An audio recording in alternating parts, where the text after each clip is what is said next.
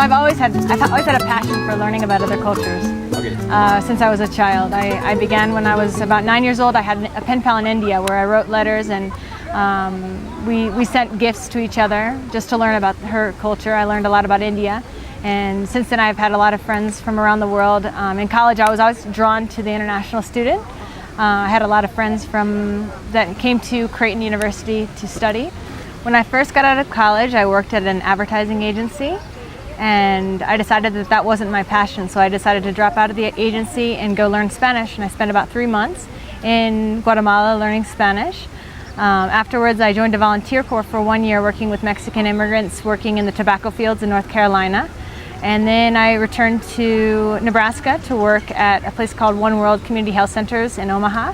I worked in social services mostly with abused women who came from Mexico and tried to help them get out of their situation of abuse.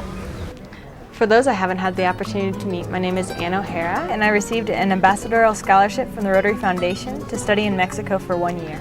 I am here in Mexico as an ambassador of goodwill, representing Rotary, my country, and your Rotary district.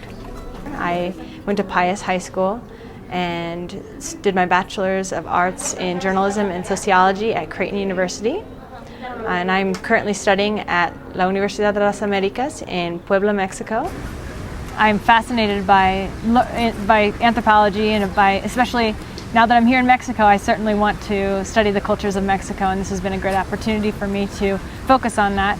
At Creighton, I took any anthropology classes I could. I was always fascinated in anthropology, so this has just been I'm studying at the master's level, and it's been challenging in taking classes in Spanish, but I've learned a great deal about the Mexican culture and just from an anthropological point of view.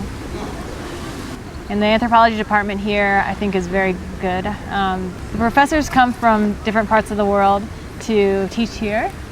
I think it's one of the best departments here at La UDLA, where I study, which is located in Puebla, Mexico. It's about 1 hour and 45 minutes drive from Mexico City. It's one of the best universities in Mexico. It's a private university with about 8,000 students, and it's the only university accredited in the States. As you can see, this campus is gorgeous, and the quality of education is really good, but the majority of Mexicans cannot afford to come to school, to a private school like this, unless they have a scholarship. And I think about half of the students that come here do have a scholarship, at least a partial one, but it definitely isn't for everyone. There are huge contrasts in this country. Even on my block where I live, if I look out of my balcony, I see a family. It's an indigenous family that lives just in this tiniest little shack. Dirt floors, animals running around, 8 people living in, I think it's a 1-bedroom. I haven't actually gone inside, but so that's one direction. And the other direction, if I walk half a block, I'll see, I don't know, $1 million house. So there are just huge contrasts in this country. Cholula has a very long history. Actually, in one of my classes, one of my teachers had told me that Cholula is the most ancient, continuously lived-in city in Mesoamerica. It's actually an archaeological site. On top of what used to be a pyramid, there is a church called La Iglesia de los Remedios, the Church of Remedies. And this was built on top of a Toltec temple, which was cut down. However, Cortes did not know, apparently, that there was an entire pyramid under this hill. If the base were an actual pyramid, it would be the largest pyramid in the world.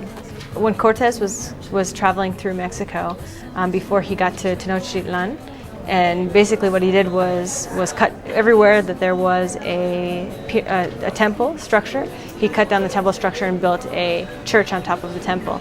And so there are churches all over Cholula, and you can kind of have an idea where the temples may have been at one time.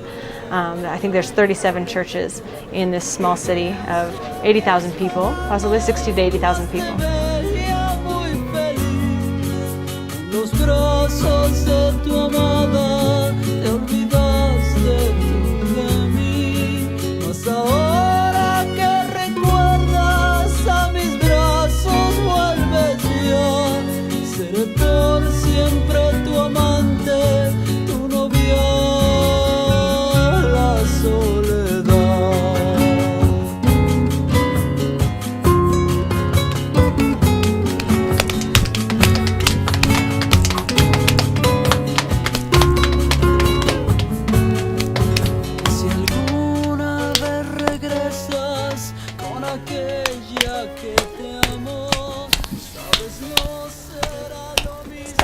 mejor, yo creo. Oh, no, ya no. Ya, no, otra vez. Otra vez. No me importa tanto.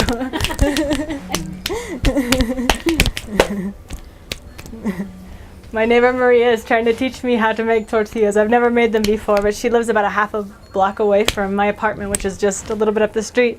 And a couple times when I've passed, she's told me she would teach me how to make tortillas. So finally tonight she's going to teach me, but I'm not doing so well actually. So. Así más. Mejor, ¿verdad? Otro. Uno más. Ok. Más. Un poco más. No sé. No quiero que pase lo que pasó la vez pasada. ¿Sí? Sí. ¿O más? Sí, ya. One thing that really impressed me about Rotary is its dedication to community and global service and all the projects Rotary participates in around the world. I was really impressed by the motto, service above self, and that was one of the reasons I applied for this scholarship. Cuando están chiquitos, pues se aprende poco. Sí. Cuando ya está grande, pues Ya sabe está, muy bien. Pues sí. Claro. Pues como apenas si quieres igual aprender, pues no se puede, ¿verdad? Pero... No, ¿verdad? Pues Yo soy no. demasiado Pues como sí. grande para Ajá. poder aprender, Pues ¿verdad? sí.